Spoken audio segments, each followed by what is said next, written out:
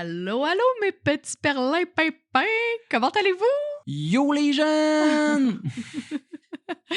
Hey, Will, c'est notre 5e saison. Oui, je suis fucking content. J'ai genre comme, tu sais, d'arrondir notre revue de l'année, on n'était pas au top parce qu'on disait comme tout, on voyait l'année de merde, mais aujourd'hui, je suis de bonne humeur. Là. Ben, écoute, c'est fou, là, ce qui s'est passé en 5 ans. Parce que c'est Oui. ça, c'est notre 5e année, en fait. Et même qu'on en entend. un mois aussi entre les deux épisodes. Mais en tout cas, ça, c'est relatif. Là. Vraiment, pour ceux qui n'ont pas écouté notre revue de l'année 2025, de Faites-le. c'est ça, qu'est-ce que vous faites? Spoil pas, ils vont juste écouter de ça, là. Non, mais c'est juste qu'on disait en prémisse qu'on avait une année quand même assez rocambolesque. Et ça continue! Et ça continue. Et ben, peut-être que si vous avez vu un extrait sur TikTok, vous avez vu qu'on a changé de décor. Oui. On a déménagé au courant de l'année. Donc, tout nouveau studio qui risque de changer aussi à travers les épisodes. Oui, c'est ça. Chaque épisode, ça va être nouveau, je pense, d'après moi, pour l'instant. C'est ça notre concept, la construction de notre studio. Mais l'important, c'est que les sujets restent tout aussi pertinents, peu importe le décor. Ben oui, parce que de quoi qu'on va parler aujourd'hui? Là, écoutez, là. Si vous avez cliqué et vous êtes encore là, déjà, merci. Mais on va parler de bowling et de curling aujourd'hui. Ben, je me suis dit quoi de mieux comme premier épisode pour cette nouvelle saison là, qui commence en plein cœur des Olympiques qu'un épisode sportif. Oui, on va parler de l'amour du sport parce que c'est la Saint-Valentin aussi. Mais oui, épisode sportif aujourd'hui au cœur des Olympiques et ben, vous allez apprendre des affaires vraiment fucked up sur des sports qu'on néglige vraiment beaucoup. Oui, là. puis on doit le dire, c'est ta cousine en fait qui nous a demandé de faire un épisode sur le bowling. Ben, elle nous a dit ça un peu en joke là, parce qu'on était au bowling. Puis comme vous devriez faire un épisode sur le bowling, puis j'étais comme ouais, tu sais, c'est con comme idée. Puis ben, j'ai cherché, puis j'étais comme fait non, en fait, je veux vraiment faire un épisode sur le bowling. C'est ça. Fait que de là, ben moi j'ai dit je vais parler d'un sport tout aussi loufoque que le curling. Mais non, pas intéressant. Attends, ça, une double négation. En tout cas, c'est pas grave, on va réfléchir là-dessus. Pas, puis on revient... pas moins intéressant. Exactement. On va réfléchir à ça, puis on va vous revenir après le générique. Et boy, on est rouillé, hein?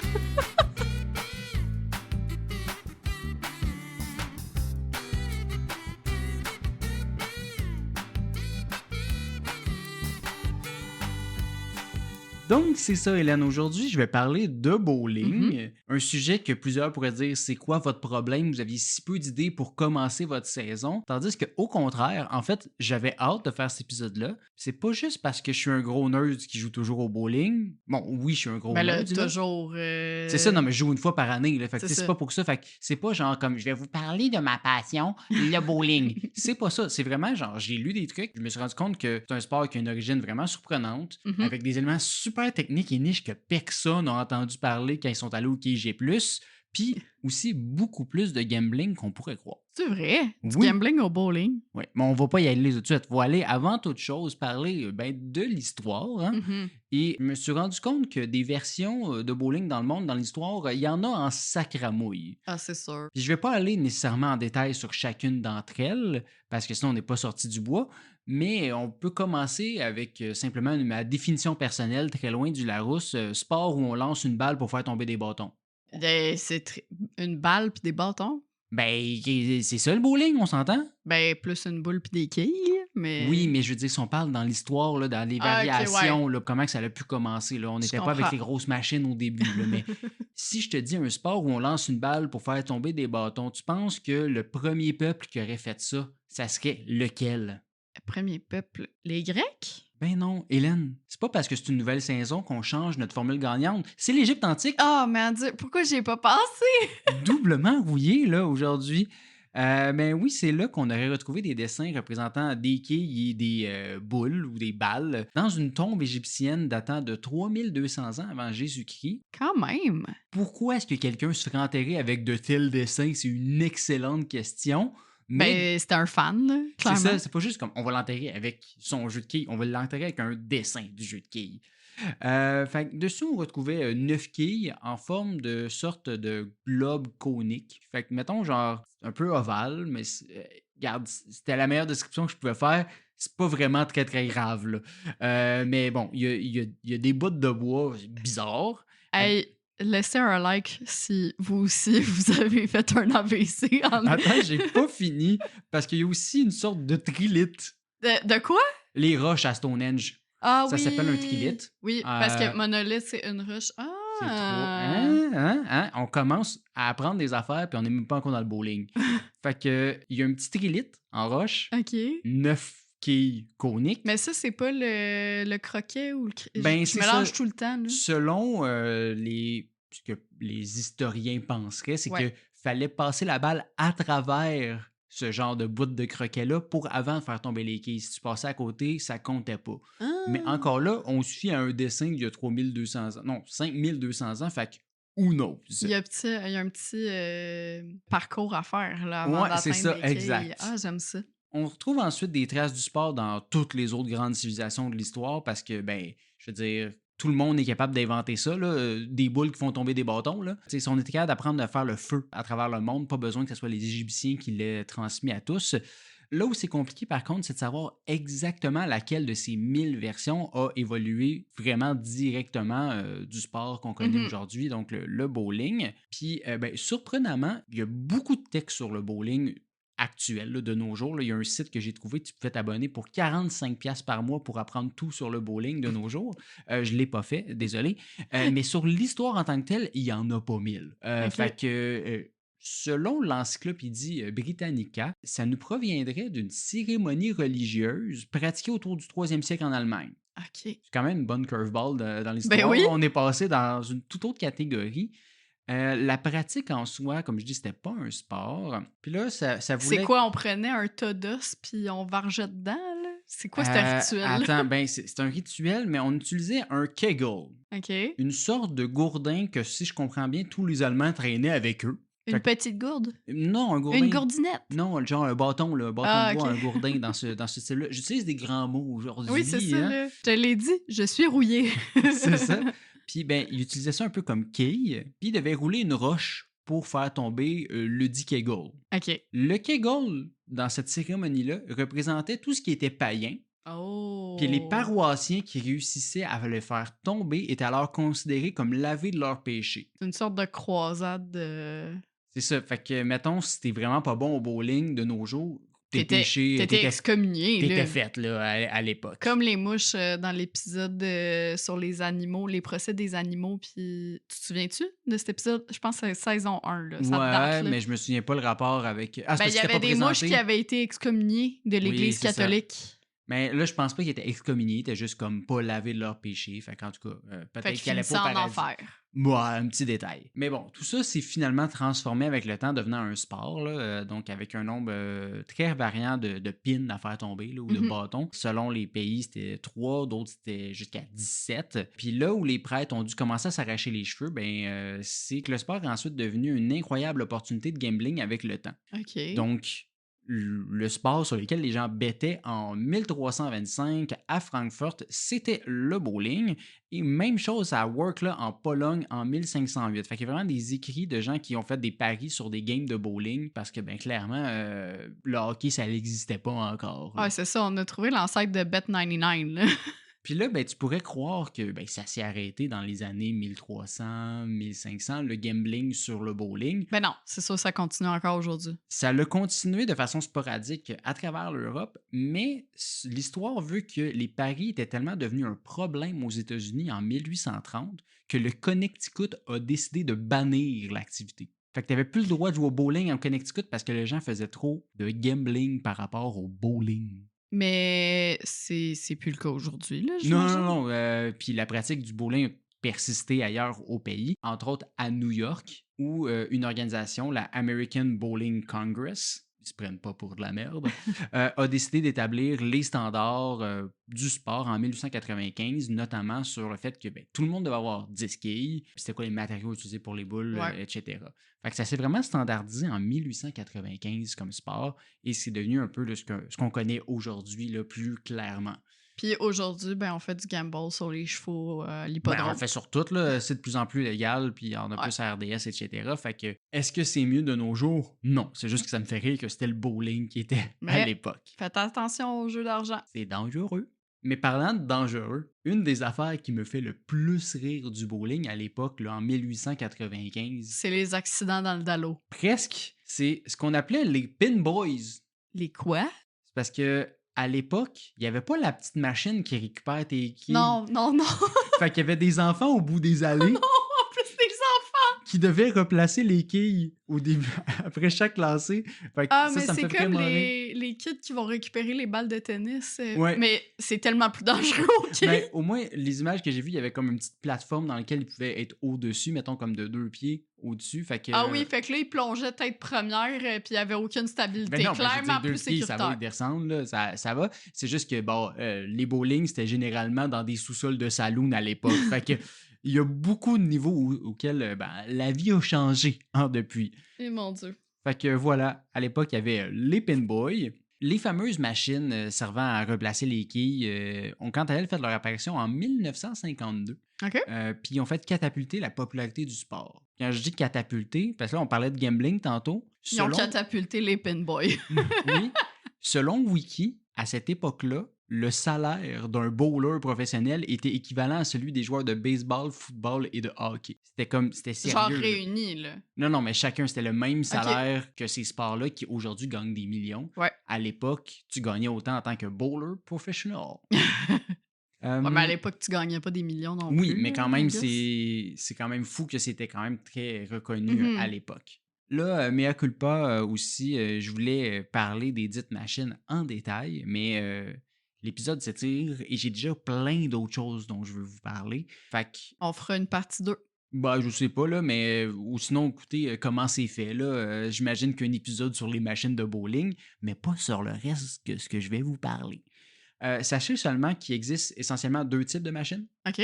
Celle qu'on connaît plus aussi au Québec avec la petite corde. Ouais. Faire remonter ta quille puis Oui, qu'elle dans le replace sens, dans un petit trou. chaque quille est À liée à t'attacher une une petite corde. Ouais. corde. Ah ouais. Mais il y a aussi les machines dites traditionnelles qui, ça allait avec un convoyeur qui les replaçait tranquillement dans des trous. Fait que tout était Oui. poussé, puis c'est encore utilisé dans certains endroits aux États-Unis. Mhm. Mais là, c'était justement cette version-là qui était utilisée principalement dans les tournois. Sauf que là, ils disparaissent de plus en plus parce que leur coût de maintenance est vraiment élevé. Fait qu'ils sont en train de les remplacer. Puis là, la US Bowling Congress, ils sont pas contents par rapport à ça. Parce qu'ils ont fait une étude en 2020. Ben, c'est un objet du patrimoine. là. Non, c'est qu'ils ont fait 45 000 lancés, puis ils enregistraient 6,9% moins de strikes avec les petites cordes que sans les petites cordes, parce que ça retient un peu plus les affaires. Fait que là, les Ah. gens qui font du bowling professionnel sont comme, ben là, c'est pas juste parce qu'on va faire moins de parties à 300. J'ai de quoi de similaire au niveau du curling. Fait que ça me fait bien Parfait, j'ai rire. bien hâte. Mais là, je t'ai dit, j'ai parlé du 300. Comment on compte ça, les points au bowling, d'ailleurs, Hélène? Ben, c'est l'addition des quilles, mais là, c'est un strike, t'as Ouais. plus de points. En tout cas, Ouais, mais c'est ça, mais le comment maximum, c'est 300. Mais comment tu fais pour avoir les plus de points? C'est quoi la meilleure affaire? Fait que, Ben, faut que tu fasses juste des strikes. oui, non, mais c'est sûr que c'est juste des strikes, tu as 300, mais comment tu arrives à 300 versus faire des 10 qui t'amènent à 100, tu sais? Fait que là est la question, comment est-ce qu'on calcule les points d'un abat et d'un spare? Ben, le spare vaut 10 points de plus que le nombre de quilles que tu vas faire tomber au prochain lancer, OK, oui. tandis que l'abat, lui, va valoir 10 plus tes 2 prochains lancers. Ah! Fait que je vais donner des chiffres là, pour donner un exemple plus clair Ouais. aux gens. Si tu fais un spare en faisant 6 plus 4, Ouais. ben, le coup d'après, si tu frappes 3 quilles, ton spare va valoir 13. Ouais. Si tu frappes un abat après ton spare, mais ton spare va valoir 10 plus 10, donc 20. Ouais. Ton abat, Oui. lui, il compte tes 2 prochains lancers. Fait que si tu fais un abat, puis après ça, tu fais 2 et 3, mettons, Ça fait 15. 15, ouais. Mais si tu frappes un abat après ton abat, là, tu passes au prochain lancer pour savoir, tu sais, prochaine shot, c'est plus Ouais. dans le même carré.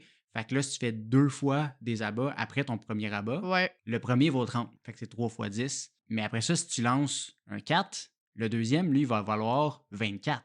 Parce Ouais. que le troisième abat, Ouais. puis 4. Fait que c'est 2 lancers. Donc, voilà le secret. Si vous voulez faire plus de points, outre le 300, c'est pas d'alterner entre abat d'allô, abat d'allô, abat d'allô, parce que ça va pas vous aider. Fait que faut essayer d'être vraiment très bon très très longtemps d'affilée. Ouais.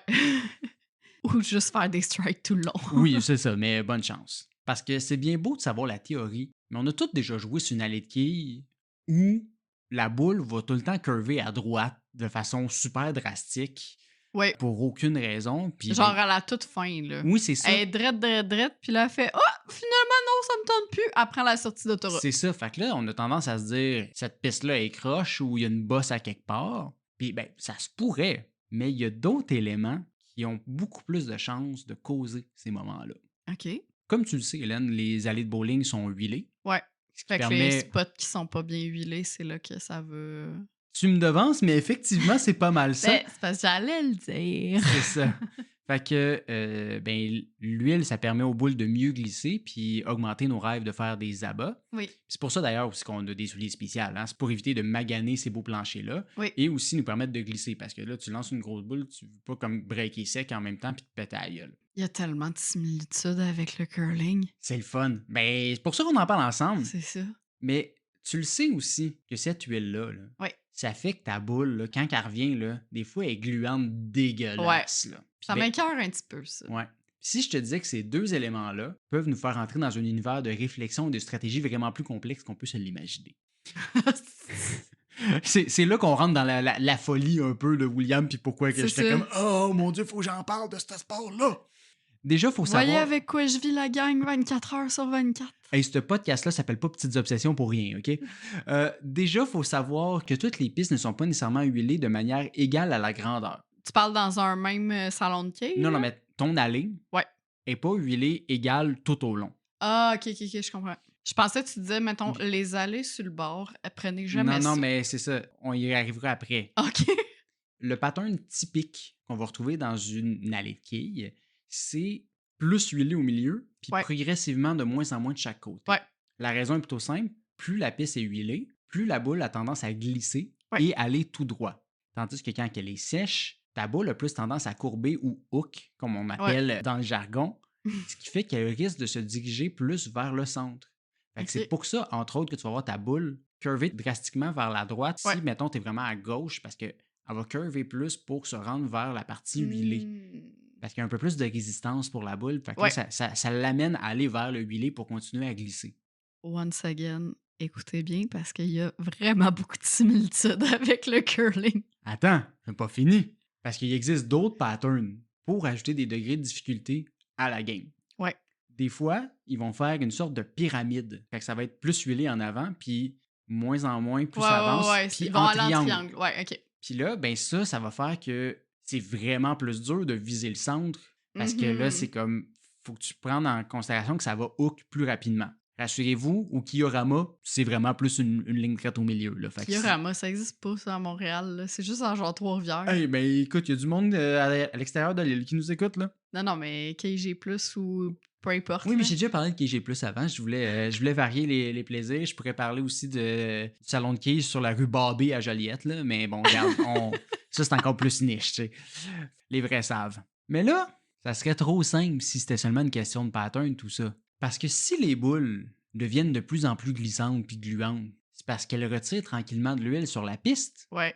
rendant certaines parties de la piste plus sèches. C'est ce qu'on appelle le processus de breakdown de la piste, c'est-à-dire résulter en plus de friction pour les futures boules qui vont ensuite dévier ou hook plus rapidement parce que des bouts qui avaient de l'huile avant, il y a moins d'huile. Ben, moi, à ma prochaine partie au salon de quilles, je suis la première joueuse. Oui, mais il y a peut-être d'autres gens qui ont joué avant toi. On ne sait pas ce qu'il y a la dernière fois qu'ils ont huilé, tu sais. C'est pas grave. Je suis la première joueuse Mais de ma attends, gang. c'est parce que ça s'arrête pas là, Hélène. Là. Les boules trop huilées, si tu les relances trop huilées, elles vont re-huiler des endroits pas huilés. J'ai mal à la tête.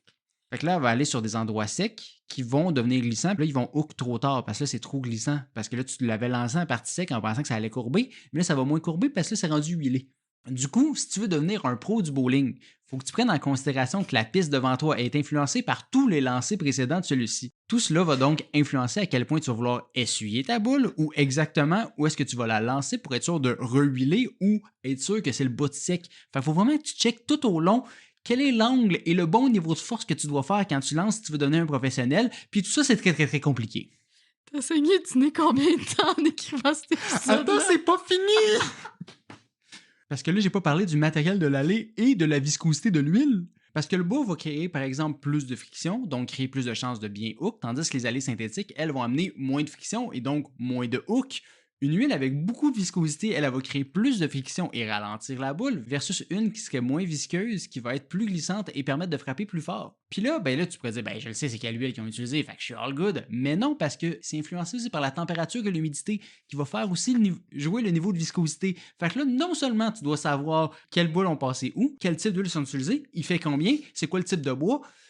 Puis là, tu vas peut-être être capable de faire une game à 300. Je pense que je vais réécouter cet épisode-là en genre vitesse .5 parce que j'ai space out complètement. J'avais une partie de plaisir de le faire trop vite. Mais là, tout ça pour dire qu'il y a toutes ces variantes-là. Puis là, ben, tu te dis, ben, je suis à la merci de cette piste qui me fait curver ma balle trop vite Mhm. ou pas assez. C'est quoi mes solutions à part avoir un œil de lynx? C'est pas. Mais les boules. Parce que toutes les boules ne sont pas égales. Ah, c'est. Parce que t'as Ben, l'impression. en même temps, c'est vrai qu'il y a du monde qui joue seulement avec leur propre boule. Oui, parce que les boules, il en existe de toutes sortes avec des patterns différents de poids qui vont faire qu'elle va hook plus, moins Ouais. hook, etc. Fait que selon ce qu'ils voient qui arrive, ils vont peut-être changer de boule qu'ils vont utiliser à chacun de leurs lancers. Parce qu'elle, elle va curver plus, puis l'autre, elle va être plus droite, puis elle va aller plus vite. Fait qu'il y a comme plein de formes dedans, plein de matériel, etc. Mhm. Fait que le quilleur Mais professionnel choisit la bonne boule à utiliser selon l'occasion. je dois avouer, puis clairement que ça n'a aucun lien de causalité à effet, mais quand on joue au bowling, puis que, mettons, la boule bleue, j'ai fait un strike avec, m'a essayé de continuer à jouer avec des boules bleues. Mais indirectement, c'est peut-être ça aussi. Peut-être que le pattern dedans, je veux dire, je les ai jamais ouverts, là, les Oui, quilles du mais KG+. je veux dire, Là. il y en a comme 10 000 là, des boules bleues au Ouais, KG+. non, mais je Là. comprends. Puis c'est ça. Fait que c'est pour ça que des fois, tu lances un peu plus à gauche, puis ça marche, puis des fois, il faut que tu sois un peu plus à droite. Ça dépend à quel point ta piste a été huilée. Ça se peut que la piste sur laquelle tu es, tout le monde a lancé à gauche, fait que ça l'a tout scrappé à la piste. Mhm. Tandis que tu vas jouer une autre fois, puis ça va pas être la même affaire. Fait Ouais. que chaque game est spécial. Fait que c'est ça. Pas pire complexe pour un sport pratiqué en majorité par des gens qui boivent de la Coors Light Flat. Mais voilà, ça fait un peu le tour des éléments principaux à savoir sur ce sport parfois ridiculisé. Puis là, ça, c'est. Je me suis limité aujourd'hui, puis j'étais allé vite sur la Ah, viscosité. je le sens que tu t'es limité. C'est ça le pire. Fait que j'aurais pu parler des quilles finlandaises, du lien avec les bonbons Skittles, du fait que le sport a été banni pendant 300 ans en Angleterre, sauf à Noël, qu'il y a une allée de quilles à la Maison-Blanche où Nixon jouait régulièrement, ou encore que le plus grand salon de quilles au monde se retrouve au Japon et compte 116 allées et peut accueillir 696 joueurs, quoique ben, je viens de le faire un petit peu malgré tout. Fait que c'est ça! Hey, vous devriez voir comment il me regarde, là, comme un petit kid qui a fait une bêtise, puis qui. Comme avec ses petites mains-là. Allô? Bon, ben, écoute, dans les autres sports, ma foi saugrenue, on a le curling, hein. Je veux dire, qui c'est qui s'est dit un jour, m'a faire glisser une pierre sur de la glace, puis m'a balayé devant, puis ça va devenir un sport olympique. Je trouve ça absolument incroyable. Pourquoi le bowling n'est pas aux Olympiques d'ailleurs? C'est pas juste. Oui, mais ça, ta partie est terminée, là, William. Ok. Fait que tu te calmes. Ben, tu parlais de tes affaires aussi là, pendant ma partie. J'ai pas parlé de mes affaires, j'ai dit qu'il y a beaucoup de similitudes. Mais avant de te raconter l'histoire du curling, tu penses que ça a été créé où? Ben, j'aimerais dire au Canada, mais ça pourrait être en Suède, mettons. Non, la bonne réponse serait probablement en Écosse. Comme il n'y avait pas tant d'options de divertissement au 16e siècle, surtout pendant la saison froide, et on sait qu'il fait froid en Écosse, ben, les habitants des Lowlands, ils s'amusaient avec des pierres, sauf qu'ils ne pouvaient pas les faire ricocher sur les étangs ou les rivières parce qu'ils étaient gelés. Fait qu'ils les Mhm. faisaient glisser. Et ils ont vite remarqué que quand les pierres glissent sur la glace, ben, elles vont pas en ligne droite, mais elles ont plutôt tendance à suivre une courbe, Hook. à hook. Mais en fait, c'est de là que vient le nom curling, qui est un Ah, dérivé fait que du c'est pas verbe hook, ça curl. curl. C'est ça, Ah. curl, qui veut dire faire une boucle. Ceci étant dit, comme toute bonne chose datant de plusieurs siècles, les origines sont contestées. Le révérend écossais John Ramsay il écrivait en 1811 que le curling serait plutôt allemand ou hollandais. Puis cette réflexion-là repose sur l'idée qu'une grande partie de la terminologie a des origines continentales, entre autres Bonspiel, Rink, Wick.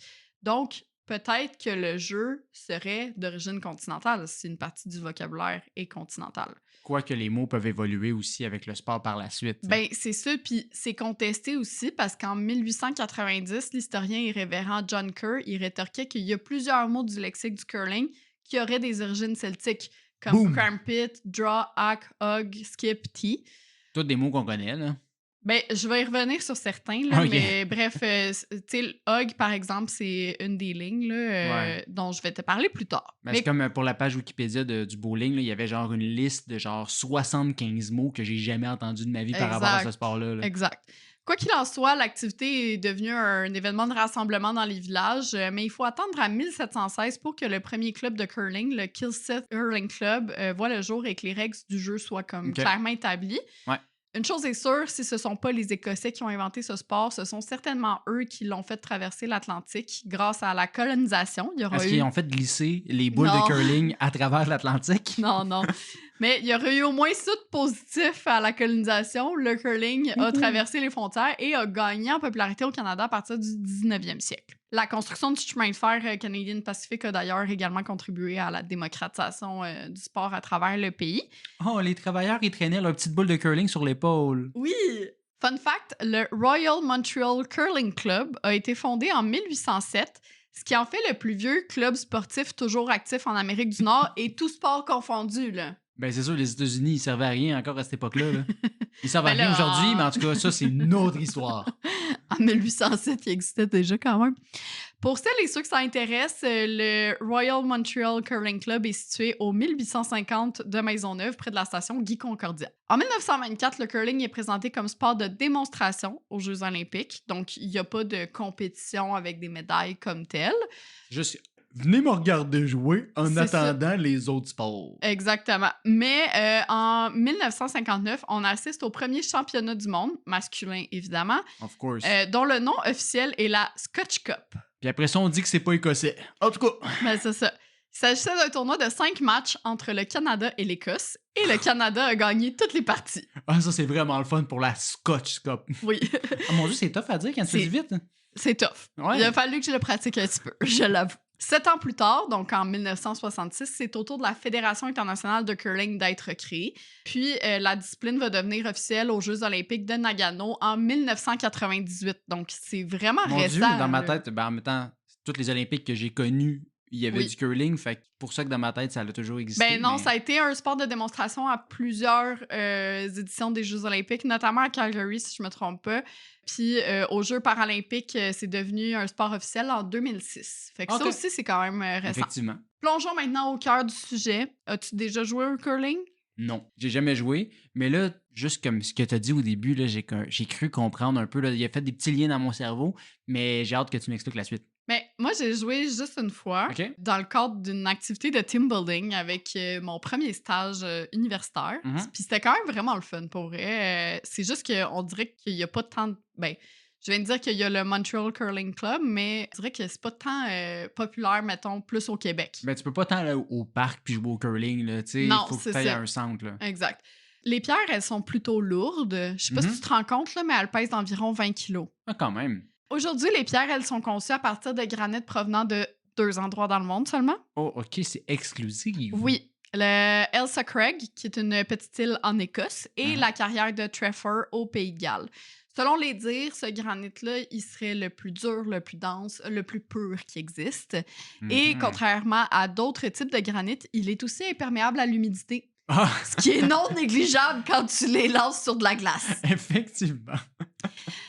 C'est pas mêlant, il est quasi indestructible tellement que certaines pierres servent depuis plus de 40 ans. Oh shit. Ouais. OK, c'est pas comme au hockey là, qui pète un bâton aux 15 minutes. Là. Ben, c'est ça, j'allais dire. Là. Pas sûr qu'un ballon de football ou un bâton de hockey, après 4 décennies, ait la même qualité c'est d'utilisation. bon, non? Autre fun fact, on pense souvent à tort que le dessous des pierres de curling est lisse, puis que toute la superficie est en contact avec de la glace, mais en réalité, elle est concave. Donc, seulement une partie de la pierre touche le sol. C'est comme seulement un anneau, puis si tu veux, l'intérieur de cet anneau-là, il est comme rebombé. Puis cette partie-là rugueuse, ben, c'est ce qui permet à la pierre de suivre le mouvement de rotation que le joueur a voulu lui imposer. Mhm. Les balais, maintenant. Oui. Pourquoi un sport implique-t-il de faire du ménage avec autant de vigueur? Mon guess avec ce qu'on a discuté, c'est que ça fait que ça va glisser plus en ligne droite et moins curvé. Ben, en frottant assez fort et rapidement, les joueurs vont réchauffer la glace, ce qui a pour incidence de réduire la friction et rendre la surface plus glissante, comme tu disais, pour Oh lui yeah. donner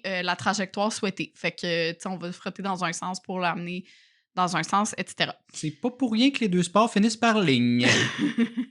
Fait que, autrement dit, quand on frotte la glace, la pierre, elle va plus loin et sur une trajectoire plus droite. Mais pas au handisport du curling. Quoi? pas au handisport du curling. Fait que la version pour les personnes avec un handicap. Ah, OK, excusez, je connaissais pas le terme. Parce que, ben, ils n'ont pas un balai, mais une perche télescopique. OK. Étant donné que beaucoup de ces personnes-là, par exemple, sont en fauteuil roulant, Mhm. donc elles ne peuvent pas nécessairement se déplacer sur la glace et tout. Ce qui fait qu'il faut d'autant plus de précision quand on pratique du curling de façon handisport. Mhm. Les premiers balais, évidemment, comme tu t'en doutes sûrement, étaient des vrais balais avec de la paille. Ouais. Le problème ici, c'est que ça laissait des résidus sur la glace et ça j'allais dire. nécessitait aussi un plus gros effort physique. Parce que c'était lourd. Ben, c'est quand même un gros, c'est pas pratique. C'est pas... Ben, c'est pas pratique, puis c'est aussi, il faut frotter vraiment plus parce que maintenant, c'est comme des brosses, là. Mhm. Avant, c'était juste le balai, fait qu'il fallait frotter vraiment plus fort pour réchauffer la glace. Là, moi, j'avais une image genre d'un balai de concierge et non genre le petit balai là, de sorcière, là, qui, ça devrait être beaucoup plus difficile à balayer. Là, Ben non, mais c'était comme un balai de sorcière, là, ouais. c'est ça. Ouais, Puis, ça, c'est clairement chiant. c'était tellement un gros effort physique que selon le joueur Guy Hemmings, il y a certains balais qui ne duraient que 2 parties. Ouais, fait qu'on est Ça te loin coûtait du cher, du 40 balai, ans là. de la boule. Là. Non, c'est ça. Les balais brosses sont arrivés avec évidemment de nombreux avantages, dont une plus grande facilité d'utilisation, une meilleure résistance, Mhm. mais ils perdaient quand même des poils sur la glace, Ok. ce qui est pas... Normal, I guess, mais... Ce qui est normal, mais qui est pas avantageux. Ouais, ça, idéal pour la partie. Fait qu'aujourd'hui, les brosses, elles vont ressembler plus à des effaces de tableau avec une couche de fibres synthétiques. Il n'y a pas de poils. Intéressant. Je savais pas. Puis, bien évidemment, avec un manche, là. Ouais, mais c'est pas genre les faces à tableau à genoux à terre, là. Non, c'est ça. Autre élément important, les chaussures. Oui. T'en parlais pour le bowling. Ben, Faut pas que t'aies des crampons, clairement, là. Non, au curling, t'as 2 chaussures différentes. Ah, t'en as une qui est rugueuse puis une qui glisse. Exact. Une semelle ultra glissante qu'on appelle le slider et une semelle antidérapante qu'on appelle le gripper. Chacune de ces semelles-là a une fonction spécifique, évidemment, soit permettre un mouvement fluide ou s'assurer une certaine stabilité sur la glace parce que, ben, tu glisses, tu te pètes la tête, c'est pas drôle. là. Tu C'est peux pas continuer ta partie. idéal, mettons. Justement, parlant de glace, on pourrait croire que les patinoires utilisées au curling sont pareilles que celles pour jouer au hockey, patiner, etc. La glace, c'est de la glace, là, ouais. Exact. Mais non, il y a quelques différences notables. Ok. Fait que tu pourrais pas techniquement aller jouer au curling au Centre Bell. OK, ben je pense pas qu'il me laisserait, mais oui, d'accord. Non, mais au curling, la glace doit être particulièrement bien entretenue. Il peut pas y avoir aucun dénivelé ou fissure dans la glace parce que ben ça peut faire dévier les pierres, etc. Par contre, la texture est quand même granuleuse de la glace, ce qui est étonnant. Mais c'est que pour l'arroser, ils vont utiliser un boyau d'arrosage avec des trous comme une passoire, si tu veux, pour créer des aspérités semblables à des gouttelettes. Fait qu'il y a comme des micro-gouttelettes d'eau sur la glace qui fait en sorte que la surface est un petit peu plus granuleuse. Puis on appelle ces gouttelettes-là des cailloux et ça permet d'éviter la succion de la pierre à cause de la forme concave, justement, qu'on avait en dessous de la pierre. Puis ça lui permet également d'aller plus loin. La température est aussi évidemment un facteur qui entre en jeu, donc elle doit être constante. Et passons aux règles maintenant. Le but est simple, faire glisser des pierres en granit pour qu'elles s'arrêtent le plus près possible du milieu de la cible, qu'on appelle la maison, et qui se trouve à environ 45 mètres de la ligne de départ. C'est comme une pétanque glacée, là. Ben, c'est ça, un peu comme à la pétanque, sauf qu'il n'y a pas de balai ou de râteau. Seule l'équipe qui a mis une de ces pierres au plus proche du centre récolte des points. Ouais. Elle obtient alors 1 point par pierre mieux placée que la plus proche de l'équipe adverse. Et les équipes sont composées de 4 joueurs. Chacun lance 2 pierres, donc elles peuvent au maximum faire 8 points par manche. Ouais. De manière générale, là, une partie va compter 8 ou 10 manches.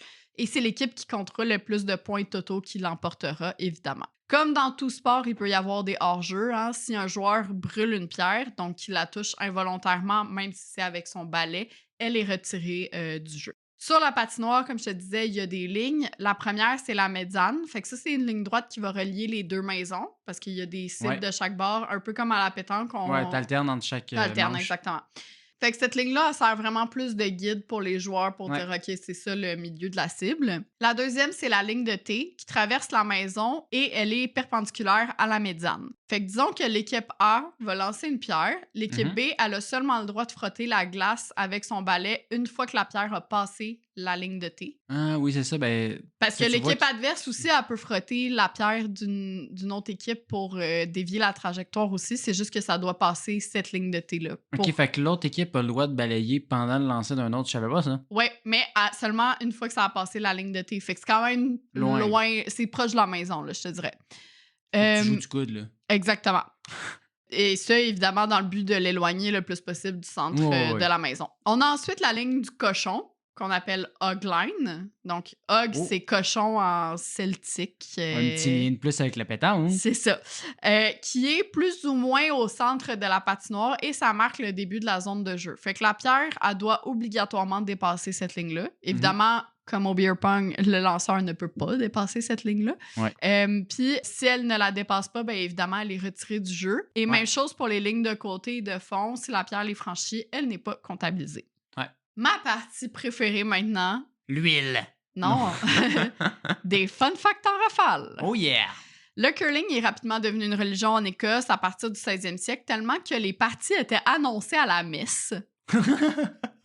On a aussi retrouvé un texte datant de 1638 dans la Glasgow Assembly of Presbyterians qui pointait du doigt un certain pasteur Graham de Orkney pour avoir joué au curling un dimanche, ce qui était considéré comme un péché malgré tout, là, même si c'était une religion en soi. Tu pouvais pas jouer au curling le dimanche. J'aime vraiment ça, le lien entre les deux sports puis la religion. Je trouve ça parfait. Je te dis.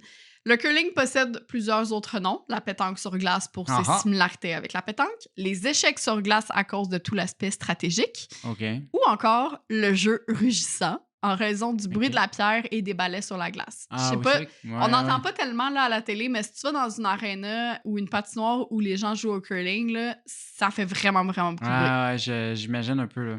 J'ai lu aussi dans un article de Radio-Canada que toutes les compétitions de curling d'envergure, comme les Jeux olympiques ou les championnats du monde, s'ouvrent sur de la cornemuse en référence à l'héritage écossais. Fait que, encore une fois, peut-être qu'on l'entend pas aux Jeux olympiques. Ou qu'on écoute juste pas le curling aux Jeux olympiques, là! Peut-être, mais bref.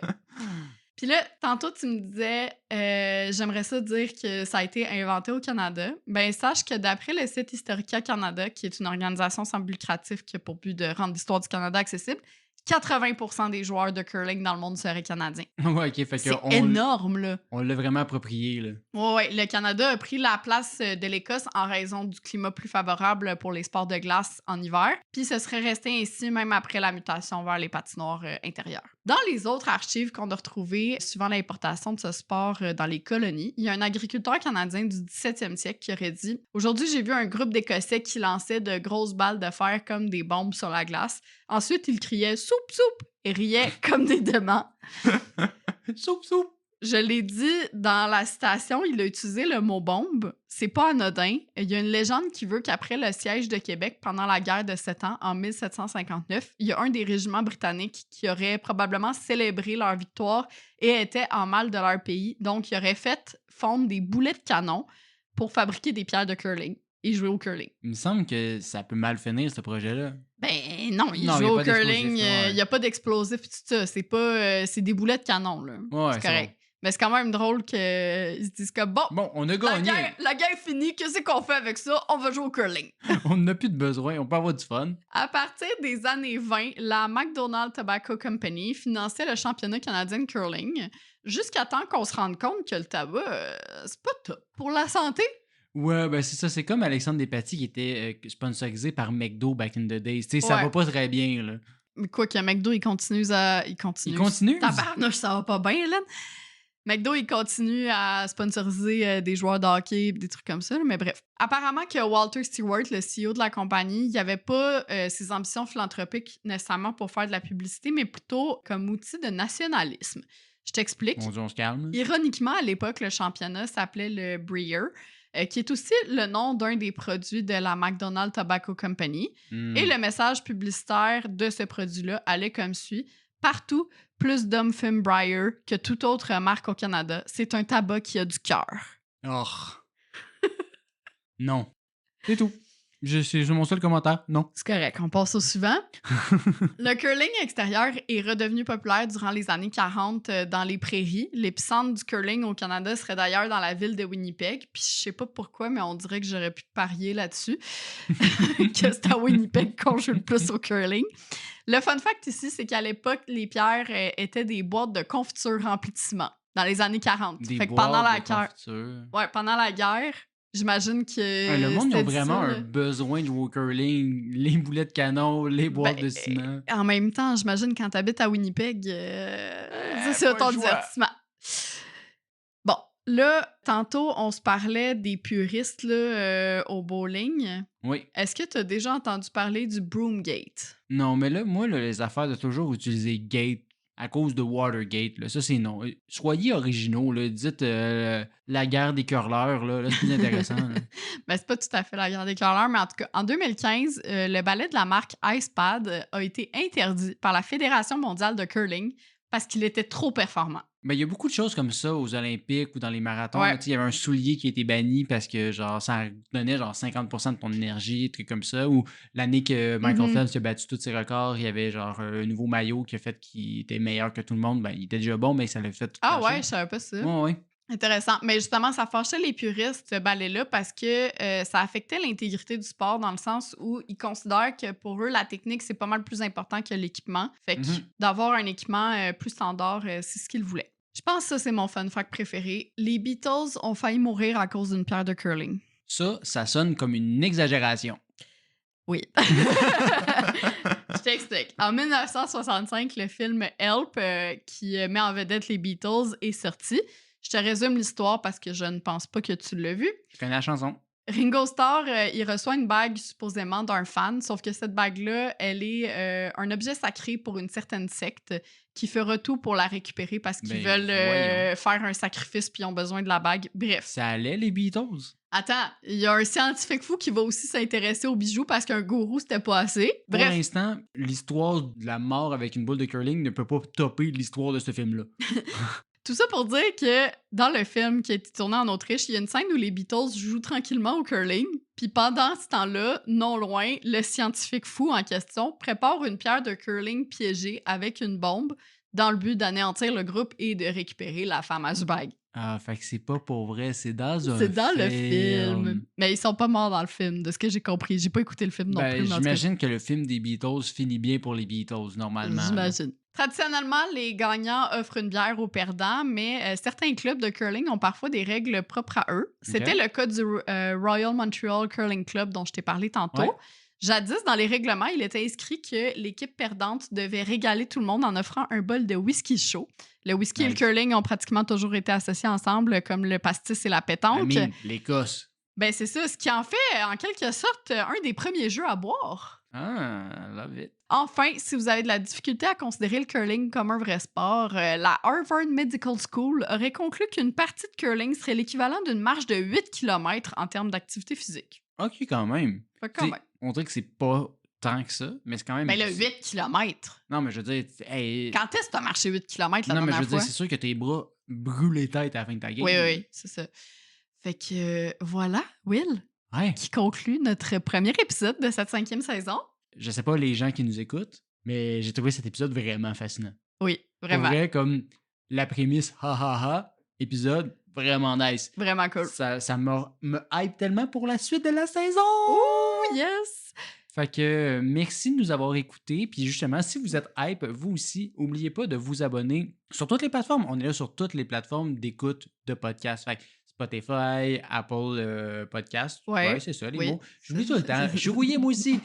Fait que peu importe la plateforme, on est là. YouTube. YouTube, oui, effectivement. Et ben, suivez-nous sur les réseaux, fait Instagram, TikTok, Facebook, où est-ce qu'on va aussi mettre des extraits des podcasts, ainsi que ben, d'autres petits fun facts d'environ 1 minute de manière générale. Fait que n'oubliez pas de vous abonner partout, d'en parler à tout le monde, puis de ben, passer une bonne journée. Ben c'est ça, puis revenez-nous dans 2 semaines pour un Exact. autre épisode. Yes. Bye! Bye!